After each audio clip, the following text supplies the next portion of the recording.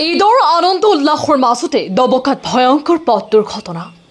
দবকাৰ সৰু পথাৰত সংঘটিত হয় ভয়ংকৰ পথ দুৰ্ঘটনাটো।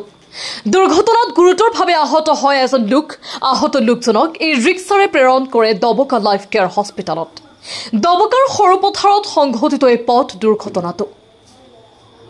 এম্বুলেন্সক স্থানীয় লোকে দুৰ্ঘটনাৰ খবৰ দিছিল যদিও ঘটনাস্থলীত উপস্থিত পলমকৈ অহাৰ অভিযোগ স্থানীয় লোকৰ।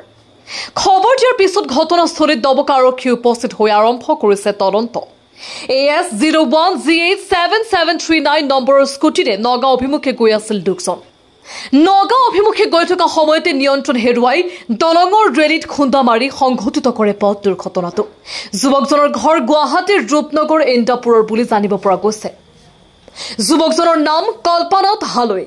আমি পুনৰবাৰ জনাইছো এই খবৰ। ঈদৰ আনন্দ উল্লাসৰ মাজতে দবকাত ভয়ংকৰ পথ দুৰ্ঘটনা। দবকাৰ সৰু পথাৰত সংঘটিত হয় ভয়ংকৰ পথ দুৰ্ঘটনাটো।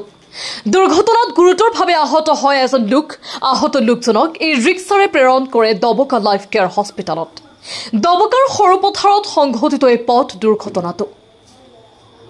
এম্বুলেন্সক স্থানীয় লোকে দুৰ্ঘটনাৰ খবৰ দিছিল যদিও ঘটনাস্থলীত উপস্থিত পলমকৈ অহাৰ অভিযোগ স্থানীয় লোকৰ।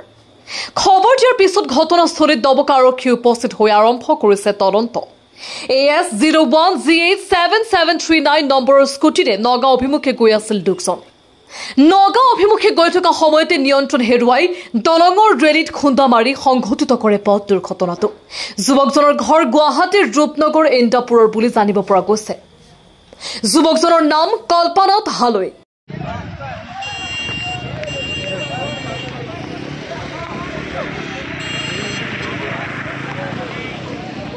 যেহেতু মানুহজন দবকা ফালৰ পৰা আহি আছিলে, আপোনাৰ নগাঁও অভিমুখে গৈ আছিলে।